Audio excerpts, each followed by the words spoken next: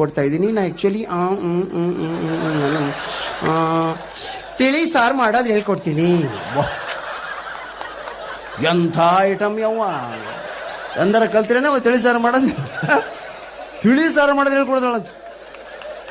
ಹೀಗೆ ಬಗಲ ನಿಂತಿರ್ತಾಳೆ ಆಕಿಗೆ ಎಲ್ಲ ಹಾಗಾದ್ರಿ ತಿಳಿ ಸಾರು ಮಾಡೋದು ಹೇಳ್ಕೊಡ್ತೀನ. ಹೋ very nice very nice very.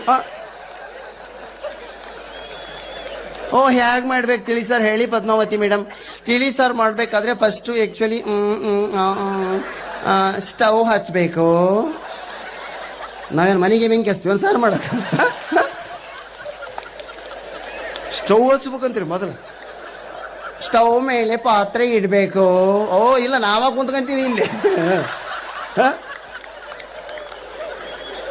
ಪಾತ್ರೆ ಇಟ್ಟು ಅದ್ರ ಮೇಲೆ ವಾಟರ್ ಹಾಕ್ಬೇಕು madam. Bisleri water, borewell water, lake water, ಮತ್ತು ವಾಟರ್ನಾಗ ಅವ್ವ ನೀರು ಸಿಕ್ಕರೆ ಸಾಕಾಗಿ